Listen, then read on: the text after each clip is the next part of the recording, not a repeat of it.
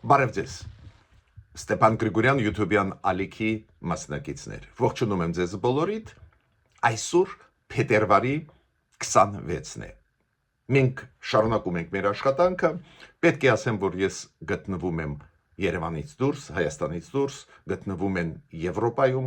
դուք գիտեք, կարևորագույն մասն է իմ աշխատանքի, իմ ջանքերի, հենց համագործակցելը միջազգային հանրության հետ, փորձագետների հետ, տարբեր երկրների պարլամենտների ներկայացուցիչների հետ, այդ աշխատանքը անհրաժեշտ է անել, ես մի քանի օր ստեղ կլինեմ Եվրոպայում, Եվրոպայի սրտում, ու երբ որ վերադառնամ Հայաստան, անպայման կպատմեմ այս այցելության մասին։ Մենք այսօր շատ բաներ ունենք ասելու, խոսելու, ես պետք է ասեմ, որ մենք միշտ հենվում ենք ստուգված, վերստուգված ինֆորմացիայի վրա, ինչը անչափ կարևոր է մեր սփյուռքայության համար, մեր Հայաստանի Հանրապետության քաղաքացիների համար, որ օբյեկտիվ ինֆորմացիա դուք ստանաք, որ կարողանաք ճիշտ կողմնորոշվել այս ալեկոծվող աշխարհում, բացի դրանից դուք գիտեք, ոչ մի ներքաղաքական process-ների մեջ ես չկամ, օրինակ ես տեսնում եմ, որ մեծ լուրջ process-ներ են գնում ներքաղաքական ազգային ժողովի ընտրությունների հետ կապված, որոնք պետք է անցնեն հունիսի 7-ին, մենք տեսնում ենք դաշինքներ, քաղաքական խմորումներ Հայաստանի ներսում, նաև տեսնում ենք, որ մի շարք փորձագետներ մտնում են տարբեր կուսակցական ցուցակների մեջ, ուրեմն դադարում են լինել անաչառ, օբյեկտիվ, քանի որ իրանք հիմա պայքարի մեջ են մտնում ինչ որ ուժի կողմ բռնելով այլ ուժերի դեմ, ինչը հասկանալի է, ներքին քաղաքական պայքար է գնում, կուսակցությունների միջև, դաշինքների միջև ընտրվելու ազգային ժողով, բայց մենք անաչառ ենք, մենք չկանք այդ process-ում, բայց վերլուծում ենք այդ process-ը, հետևում ենք այդ process-ներին։ Հիմա այսօր ես նորից մենք ձեզ հետ կխոսենք այն զարգացումների, որոնք գնում են Հայաստանի շուրջ, աշխարհում, օրինակ վարչապետ Նիկոլ Փաշինյանը պաշտոնական այցով է Լեհաստանում, դրա մասին վաղը չմիսօր կխոսենք, քանի որ այդ պաշտոնական այցելությունը այսօր է սկսվել, պարոն Արարատ Միրզոյանը արտգործնախարարը գտնվում է ՄԱԿ-ում, ավելի ճիշտ Ժնևում, ՄԱԿ-ի մարդու իրավունքների խորհրդի նստաշրջանն է, այնտեղ ելույթ ունեցավ, դրա մասին էլ մենք կխոսենք, քանի որ միջազգային հանրությունում մեր աշխատանքը պաշտոնյաների շատ կարևոր է, մենք պետք է իմանանք ինչ ուր է գնում, Ուկրաինայի հարցով ՄԱԿ-ի գլխավոր ասամբլեայում 2 օր առաջ քվեարկություն էր, Բանաձևը իօգուտ Ուկրաինայի անցավ, ոնց քվեարկեց Հայաստանը, այլ երկրները, դրա մասին էլ մենք խոսենք, պարոն Պապիկյանը շարունակում է իր այցելությունը Իրան, մեր պաշտպանության նախարարը, ինչ է դա նշանակում, ինչ է մեզ տալիս, ինչ ռիսկեր կան, դրա մասին նաև խոսենք, ու պարզ է հիբրիդային պատերազմի մասին, հիբրիդային մեթոդների մասին ուղված Հայաստանի դեմ անպայման կշարունակենք այդ թեմայով ձեզ հետ քննարկում անել։ Այո, ալեկոծվող աշխարհ է։ Այո, մեծ խաղացողները, նաև Միացյալ Նահանգները անում են կտրուկ, անսպասելի առանձին դեպքերում, բայց լուրջ շատ քայլեր անում են, նաև հայտվում Միացյալ Նահանգները, ու այդ քայլերը ունեն իր հետևանքները։ Օրինակ Կուբայի հետ կապված, դուք գիտեք, Միացյալ Նահանգները որոշում ընդունեցին ռեալ այն շրջապատումը, որը կար Կուբայի ուժեղացվեց, հիմա Վենեսուելայից նավթա էլ չի գնում Կուբա, պարզը այնտեղ ճգնաժամ է, էներգետիկ ճգնաժամ է, Միացյալ Նահանգները վերահսկում են ծովերը Կուբայի հետ կապված, որ թմրադեղերի տեղափոխում չլինի դեպի Միացյալ Նահանգները, այլ խնդիրներ կան ու եղավ մի շատ վտանգավոր միջադեպ։ Երեք ուշ գիշերը Միացյալ Նահանգների դրոշի տակ գտնվող նավակը կրակեց կուբացիների վրա։ Կուբայի կողմից պատասխանեցին ու ամերիկացիների մոտ կան այդ նավակի մեջ գտնվող զինվորների մեջ, ոստիկանների մեջ կան 4 զոհ, 6 վիրավոր։ Դրա մասին ասում է Կուբայի ներքին գործերի նախարարությունը։ Այդ ներքին գործերի նախարարությունը ասում է, որ իբր Միացյալ Նահանգների նավակը մտավ Կուբայի ջրային տարածք, խախտեց դա, սկսեց կրակել ու իրանք պատասխանեցին ու Կուբայի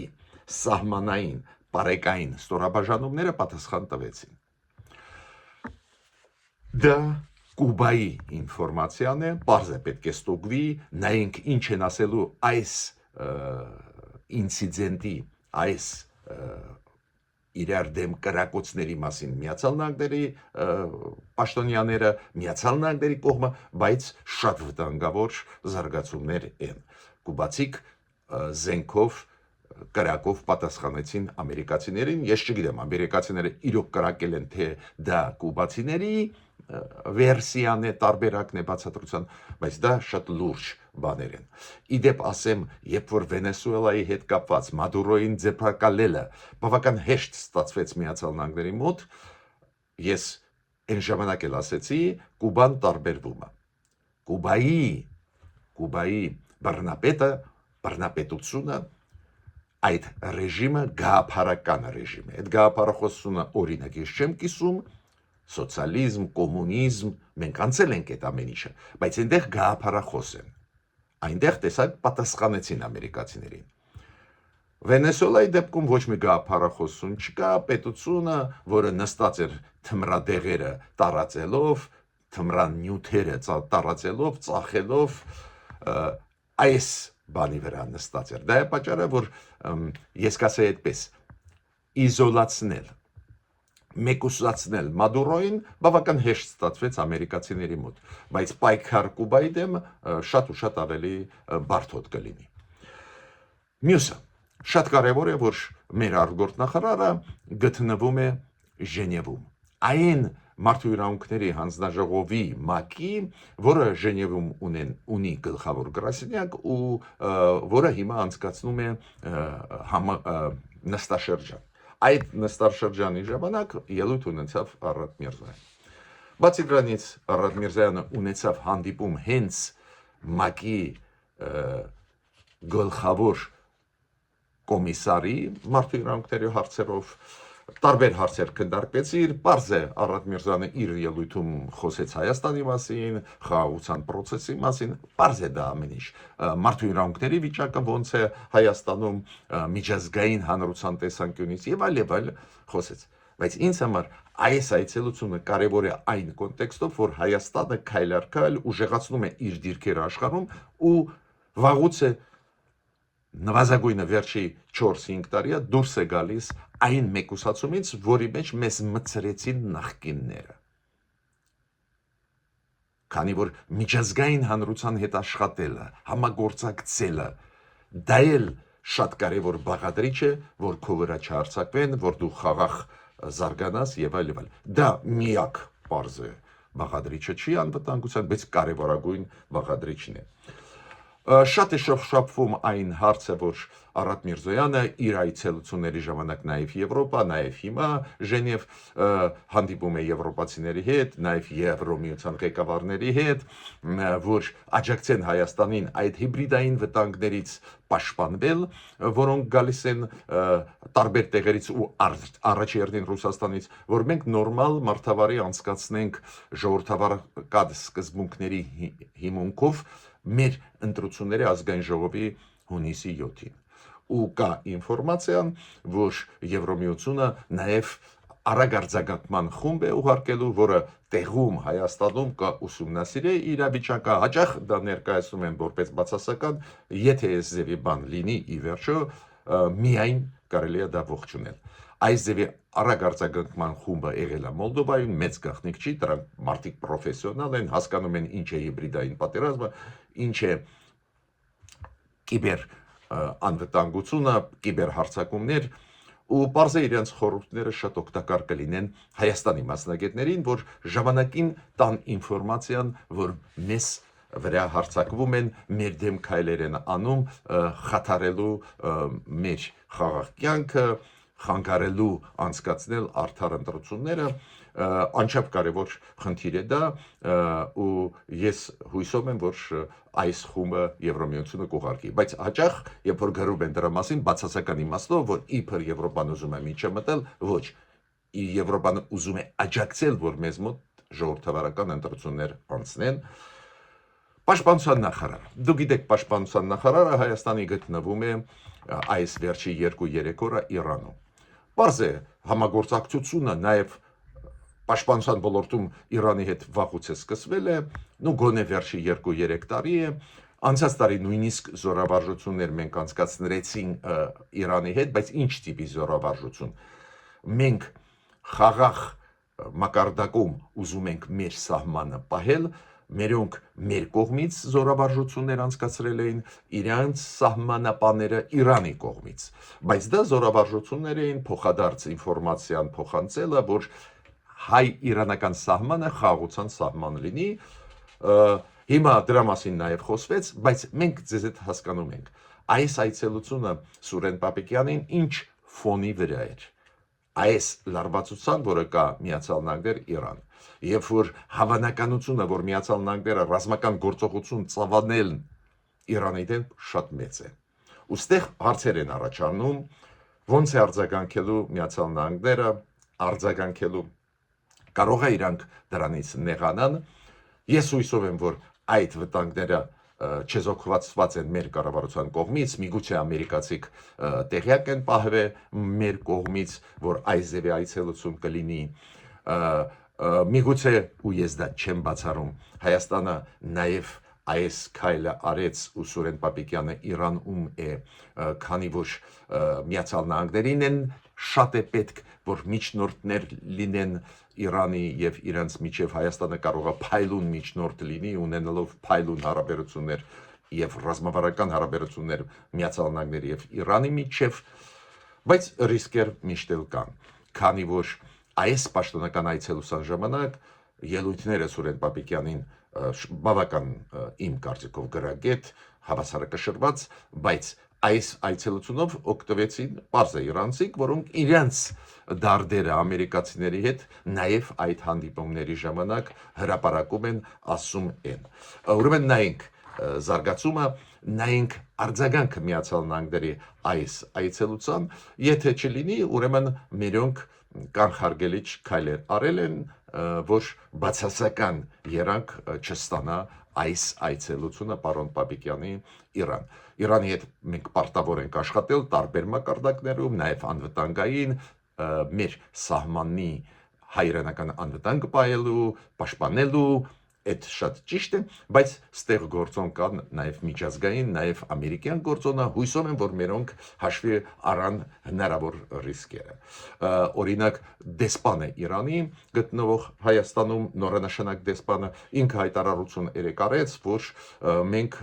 ուզում ենք Հայաստանի հետ լայնամասշտաբ ռազմավարժություններ անցկացնել։ Բայց դա Իրանի ուզածն է, ցույց տալու համար, որ դաշնակիցներ ունի, շատ հարևանների հետ լավ հարաբերությունների մեջ է,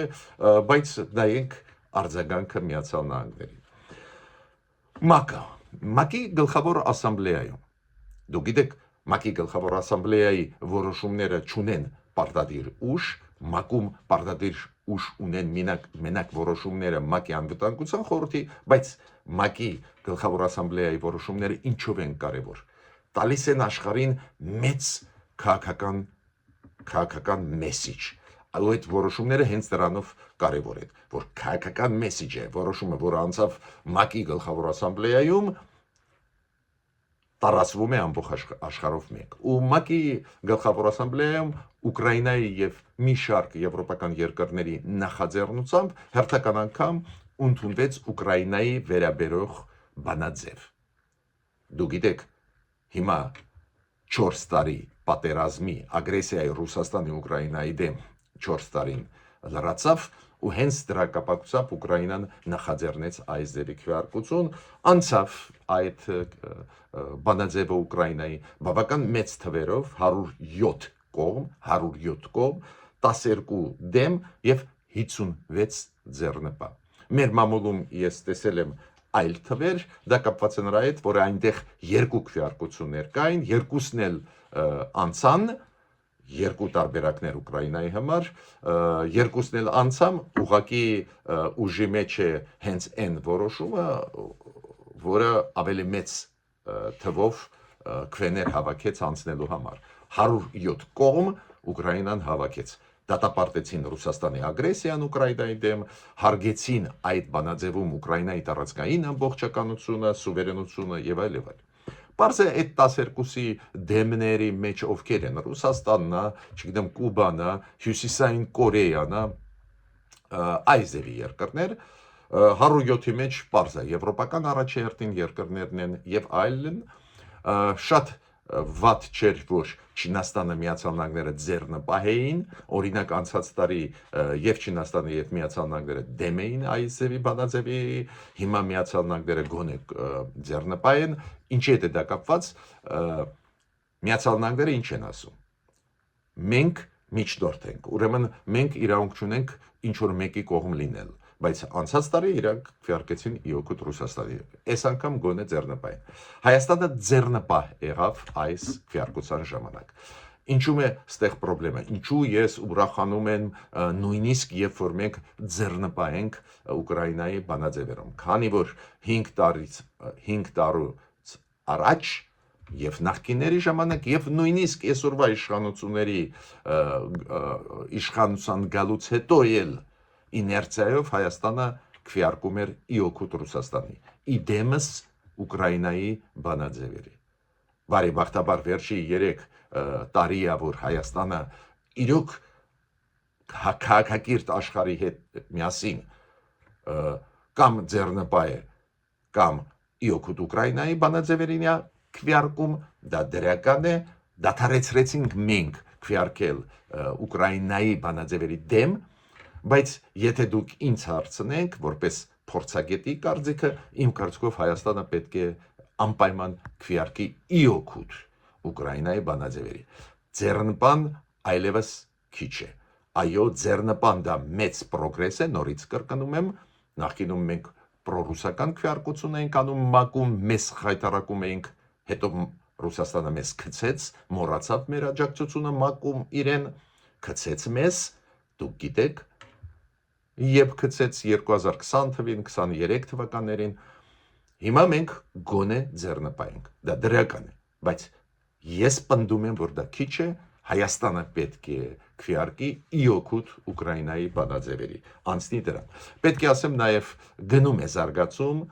Ուկրաինա, Միացյալ Նահանգներ, Ռուսաստան բանակցություններ, այսօր շարունակվում են բանակցությունները Ժնևում, առանձին կհանդիպեն Ամերիկայի եւ Ուկրաինայի պատվիրակությունները, առանձին կհանդիպեն Ամերիկա-ռուսական պատվիրակությունները,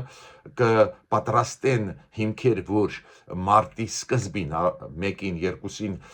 երակողմ բանակցություններ լինեն Ուկրաինա-Ռուսաստան Միացյալ Նահանգներ ու պատրաստեն հանդիպում Պուտին-Զելենսկի։ Դրա մասին ասեց հենց Զելենսկին ու ինքը ասեց հեռախոսազրույց ունեցել Դոնալդ Թրամփի հետ ու քննարկեցին այդ հարցերը։ Իմիջիայլոց շատ լուրջ քայլ արեցին Մեծ Բրիտանիան եւ Ֆրանսիան։ Իրենք հայտարարեցին, որ շատ հավանական է, որ իրանք միջուկային զենք կտեղափոխեն Ուկրաինա։ Այս ձևի ակնարկներ են անում։ Ռուսաստան արձագանքեց, ամերիկացիք մենք կհասցնենք ամերիկացիներին այս ձևի գաղափարներ Եվրոպայի, այս ինչ են ասում, բան, մենք հենց 1994 թվի Բուդապեշտյան պայմանագրում մենք ճանաչեցինք Ուկրաինայի տարածքային ամբողջականությունը, անկախությունը հենց դրա պատճառով, որ Ուկրաինան համաձայնվեց միջուկային զենքը ուղարկել Ռուսաստան, հիշում եք, Սովետական միության փլուզումից հետո այդ հարցը կար, Ուկրաինան ուներ իր տարածքում Սովետական միության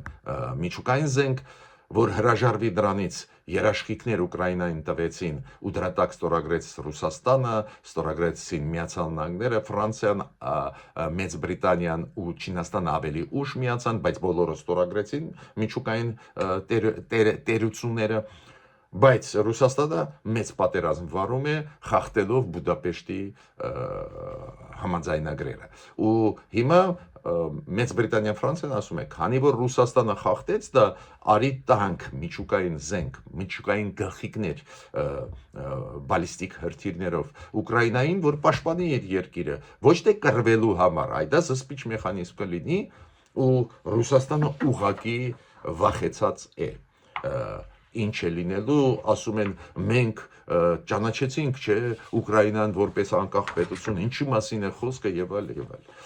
Փորձում են արդարանալ։ Բայց այս դեպի զարգացումներ այնուամենայնիվ բավական վտանգավոր զարգացումներ են, այս դեպի զարգացումներ բավական զգայուն զարգացումներ են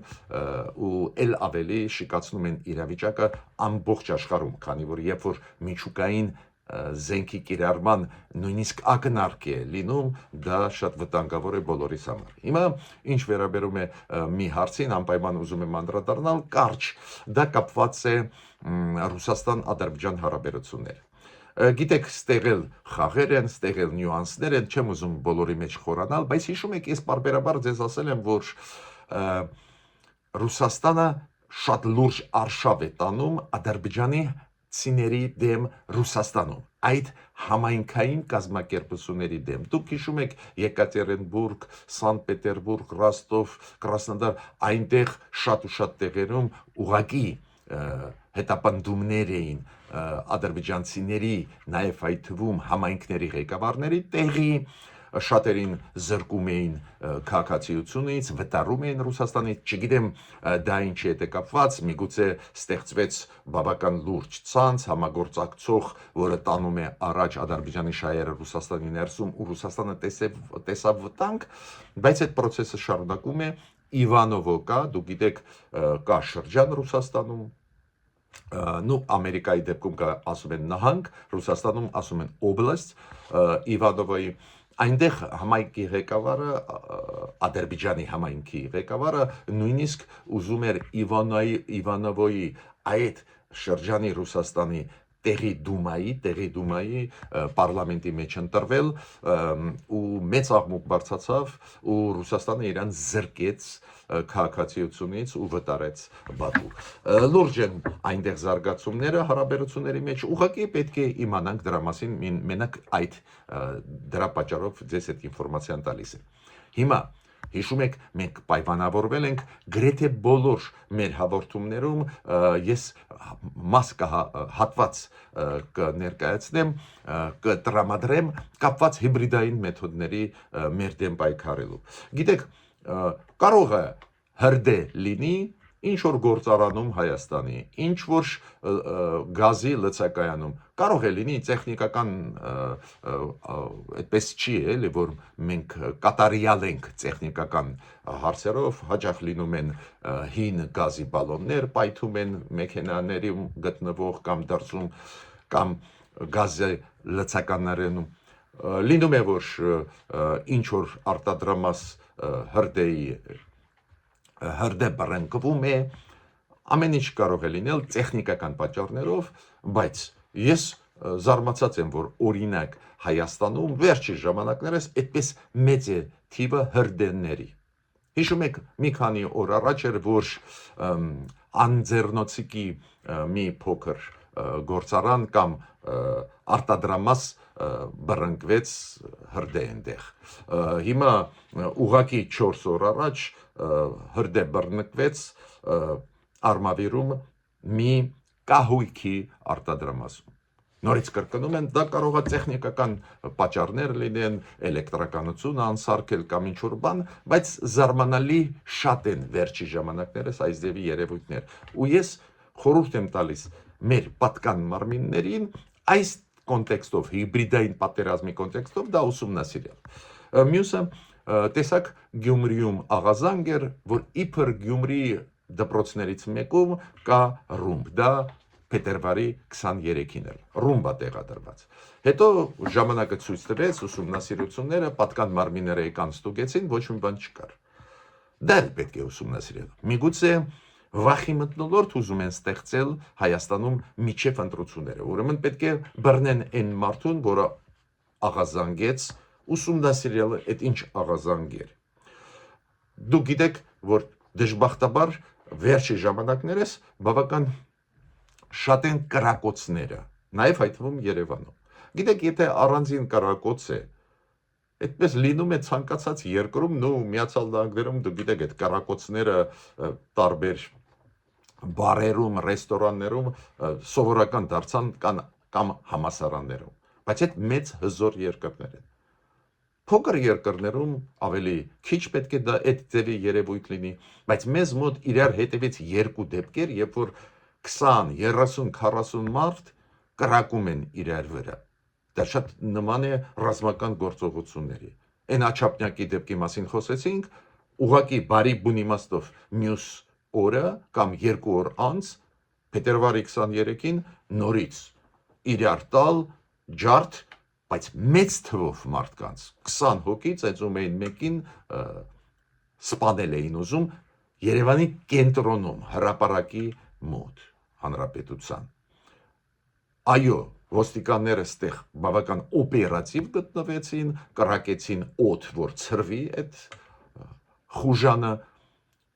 բայց ինչն է զարմանալի, այդ երկու դեպքեր են իրոք ահավոր դեպքեր, երբ որ տասնյակ ու տասնյակ մարդիկ զենքով ինչ-որ կրակում են, հետո հաղորդում են տալիս 1-2 մարդ ձերբակալված, զարմանալի։ Այս ժամանակաշրջանը մեզ համար շատ կարևոր է, կարևորագույն գագաթնաժողովներ պետք է Հայաստանում անցնեն ու ընդհանրապես այս ձևի երևույթներ մեզ մոտ չկային։ Լինում է կրակոց, դանակահարում, բայց առանձին դեպքեր էլ շատ հազվադեպ, ու ստեղ ինչ-որ մեծ խմբերի մարդկանց ծեծ ու ջարդը, ու պետք է լուրջ մոտենալ։ Այո, մի կողմից մենք ուրախացանք, երբ որ իմացանք, որ 3 փոխնախարարներ ներքին գործերի, 3 փոխնախարարներ հանվեցին գործից ու պաշտոնական մակարդակով մեզ ասում էին, որ դա պատահականություն չի, դա կապված է հենց այդ կրակոցներին աչափնյակում եւ այլ այդ բացասական երևույթների։ Հետո այդ 3-ին նշանակեցին խորհրդականներ ներքին գործերի նախարարի ու ուզում եմ հասկանալ դրա տրամաբանությունը։ Եթե մարդիկ մեղավոր են, եթե մեղավոր չեն, ինչի հանեցիք։ Ուրեմն, իմ ասածը իշխանությունների հիբրիդային պատերազմը լուրջ բան է, լուրջ պետք է պոնտենալ ու ամենակարևորը արագ արձագանքել։ Շատ ծանր հիմա աշխատանք է սպասում ներքին գործերին, մեր քննչական մարմիններին,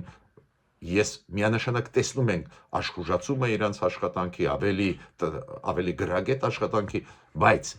այս հիբրիդային պատերազմը եկավ, ակտիվանում է, դու էլ պետք է ակտիվ ադեկվատ քայլեր անես։ Օրինակ, հիբրիդային պատերազմի տարերից մեկի մասին հիմա ձեզ ասեմ։ Ուրեմն կառավարությունը որոշում ընդունեց